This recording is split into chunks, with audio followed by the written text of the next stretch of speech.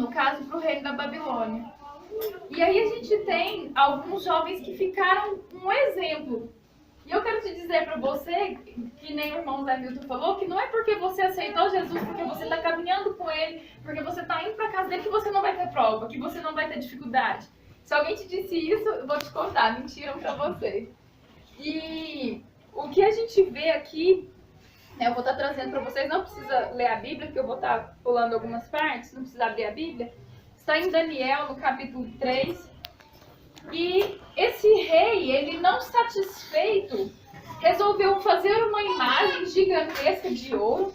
Essa imagem tinha mais de 60 côvados, ou seja, mais de 30 metros de altura, por 6 de largura.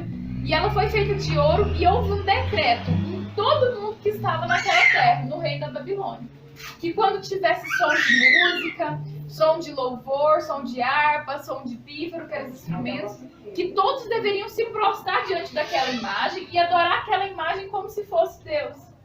E aí o irmão Zé estava cantando aqui, essa casa é a sua casa, que na verdade é o nosso coração, e eu fiquei imaginando, será que diante da morte, será que diante da prova, será que nós permitiríamos que Jesus aparecesse?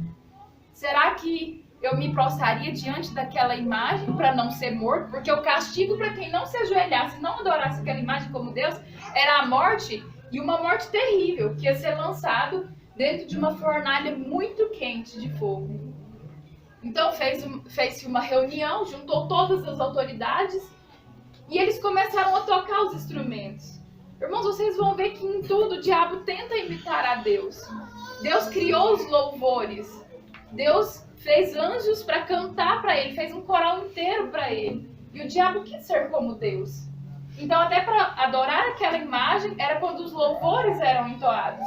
Então, você vai perceber que da mesma forma que nós temos louvores que adoram a Deus, que nós temos músicas que nos levam a Deus, nós temos louvores também às coisas do mundo, louvores a deuses falsos, louvores ao diabo. Então, a gente percebe que era uma situação muito difícil. E aí a gente acha assim, não, aceitei Jesus, eu vou ficar quietinho. Ninguém vai me falar nada na escola, ninguém vai me falar nada onde eu estiver. Mas eu quero te dizer que a prova vem, às vezes ela já até veio para vocês, às vezes ela ainda vai vir. E fala que naquela reunião, quando começaram a soar os instrumentos, todo mundo se ajoelhou e ficou 3 jovens lá em pé. Eu imagino todo mundo olhando para eles, porque se todo mundo se prostra no chão e fica 3 pessoas em pé, elas chamam a atenção. E esses jovens eram Sadraque, Mesaque e Abidnego, que tinham trazido cativos escravos lá de Judá para a Babilônia. E aí, no verso 9, vai dizer assim, no verso 8. Ora, no mesmo instante, chegaram alguns homens caldeus e acusaram os judeus e falaram, e disseram ao rei Nabucodonosor, ó rei, viva eternamente! Tu fizeste um decreto pelo qual todo homem que ouvisse o som da buzina, do pífaro, da harpa, da sambuca, do saltério, da gaita, dos foles e de toda sorte de músicas adorariam a estátua de ouro. Qualquer que não se prostrasse diante dela seria lançado na fornalha ardente de fogo. Há alguns dos seus judeus que constituístes chefes dos negócios na província da Babilônia. São eles Sadraque, Mesaque e Abidnego. Esses homens, ó rei, não fizeram caso de ti e dos teus deuses, e não te servem, e não se prostram diante da estátua de ouro que levantaste. Então eu quero te dizer que às vezes as pessoas vão te acusar. Às vezes você tinha um comportamento lá no mundo, às vezes você, jovem, tinha coisas que não agradavam a Deus, e com o tempo o Espírito Santo vai te moldando, com o tempo você vai mudando seu comportamento, e os seus amigos, seus colegas vão falar assim, mas essa menina tá muito diferente, ela não era assim, ela não tá fazendo mais do que a gente fazia, ela não tá participando mais das coisas que a gente fazia. Então eu quero te dizer que vai ter alguém que vai te acusar. E eu quero te dizer que Deus não vai te livrar da acusação. Às vezes a gente acha que a gente fica triste, às vezes um irmão fala da gente, às vezes um familiar fala da gente, você é acusado injustamente ou você é acusado pela sua fé, mas eu quero dizer que Deus não vai te livrar dessa acusação. Não é aí que ele entra. E essa história continua. E ele faz uma pergunta magnífica, o rei pergunta assim, quem poderá vos livrar das minhas mãos? Se vocês se prostrarem diante da imagem, bom é. Mas se não adorar, serás lançados na mesma hora dentro da fornalha ardente de fogo. E quem é Deus que vos poderá livrar das minhas mãos? Às vezes você está diante da prova e o mundo está te acusando, querendo minar a sua fé. Quem é esse Deus que pode te livrar da morte? Quem é esse Deus que pode mudar a história do câncer? Quem é esse Deus que pode mudar a história da prostituição? Quem é esse Deus que pode mudar a história de terror que você vive, de vícios, de droga, de álcool? Quem é esse Deus que pode mudar essa história? Porque o mundo está o tempo todo nos questionando, o tempo todo nos perguntando, porque a Bíblia fala que sem fé é impossível agradar a Deus. Então a primeira coisa que o mundo quer nos roubar é a nossa fé. E a resposta é maravilhosa. Os 3 jovens falam assim: eis que o nosso Deus, a quem nós servimos, e é quem pode nos livrar. Se ele nos livrar do fogo, forte e ardente, e da tua mão, ó rei. Mas veja bem, olha o que eles falam. E se não, se Deus não nos livrar, fica sabendo, ó rei, que não serviremos aos teus deuses, nem adoraremos a tua estátua que levantaste. O que ele está querendo dizer? Eu quero falar uma coisa, porque eu vou morrer no fogo. Mas antes de eu morrer, eu quero te dizer que Deus é Deus para me livrar, mas se ele não quiser, ele não vai me livrar. Mas eu quero deixar bem claro que ele me livrando ou não, eu vou morrer com ele, eu não vou me prostrar diante da imagem de ouro. Eu não vou me prostrar diante de outro Deus. Eu não vou me entregar à vontade da carne. Então aquela coragem, ele sabia que Deus podia livrar, mas ele sabia que se Deus quisesse também ele não livraria. Mas nem pela vida eles negociariam a sua adoração a Deus. E muitas vezes nós negociamos a nossa adoração a Deus. Às vezes vai chegar perto de você, mas você é crentinho daquela igreja, você ficou chato igual aquele povo. Eu vou lá de vez em quando. Pai, Senhor, irmão, a gente vai aceitar junto com os outros, e se levantar assim, irmão, Pai, Senhor. Com vergonha, irmão, nós negamos a Cristo nas pequenas atitudes. Nós negamos a Cristo com um conhecido, com uma conversa, com algo que a gente deixa de falar para alguém, com um abraço que a gente deixa de dar. Imagina pela morte, por estar ali diante daquele fogo. E eu vou te falar, vocês vão me perguntar assim, quem ainda não conhece o final da história. Mas e aí, Deus livrou eles? Não é aí que Deus entra. Deus não livrou aquele povo do fogo. E às vezes você vai passar pela prova, você vai passar pela dificuldade e Deus não vai te livrar dela. Porque é a prova que aperfeiçoa o cristão. É a prova que te leva para mais perto de Deus. Não é aí que Deus entra nessa parte da história.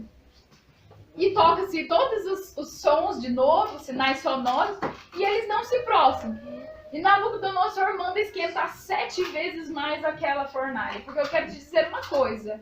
A prova na sua vida, às vezes, ela é intensificada para saber até onde você vai pedir para que Deus apareça, até onde que Jesus apareça, até onde que você vai ser realmente a casa dele. E nós, jovens, o tempo todo estamos sempre confrontados diante disso. E qual vai ser a nossa reação? E ele o rei manda pegar aqueles 3 jovens, os homens mais fortes que tinha, aquecer a fornalha 7 vezes mais e jogar eles lá dentro.